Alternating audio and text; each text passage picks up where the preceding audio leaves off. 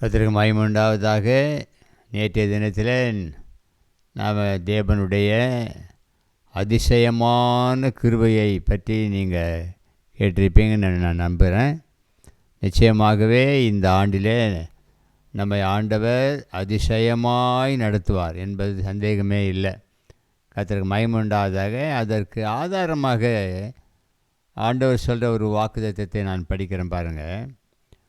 இதோ உலகத்தின் முடிவு பரியந்தம் சகல நாட்களிலும் நான் உங்களுடனே கூட இருக்கிறேன் என்றார்.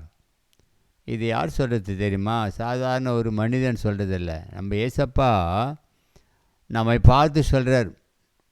அதுக்கு தான் அவருடைய அந்த அதிசயமான கிருபையை எப்படி விளங்க பண்ணுவாராம் தெரியுமா? உலகத்தின் முடிவு பரியந்தம் சகல நாட்களிலும் நான் உங்களுடனே கூட இருக்கிறேன். அப்போ ஏன் நம்ம பயப்படணும்? நம்மளோடு கூட வருகிறவர் யார்? அகிலாண்ட கோடியையும் மண்டசராசரத்தையும் படைத்த தெய்வம் நம்மோடு வராரு. ஆமென், அல்லேலூயா. நம்ம பயப்படவே கூடாது. ஏனென்றால் நம்மோடு கூட வருகிறவர் பெரிய தேவன், சர்வ வல்லமையும் படைத்த தேவன், வானத்தை பூமியை படைத்த தேவன். அவர் நம்மோடு வரேன்னு சொல்கிறாரு. நமக்கு அது போதும். ஏசப்பா, நீங்கள் என் கூட வந்துன்னே இருக்கிறீங்களப்பா, நான் நம்புகிறேன்ப்பா, என் கூடவே வாங்கப்பா என்று சொல்லுங்கள்.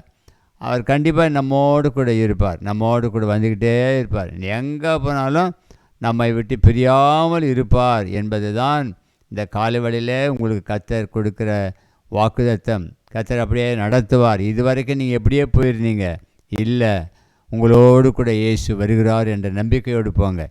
கர்த்தர் நிச்சயமாகவே உங்களோடு கூட இருக்கிறத நீங்கள் உணர்ந்து கொள்ளுவீங்க. இந்த கிரியையில் நீங்கள் பார்ப்பீங்க. May God bless you. கர்த்தர் உங்களை ஆசீர்வதிப்பாராக. நீங்கள் நாள் முழுவதும் ஆசீர்வாதமாக ஆண்டவரோடு கூட இருப்பீர்களாக. கர்த்தர் உங்களை ஆசீர்வதிப்பார். ஆமென். God bless you.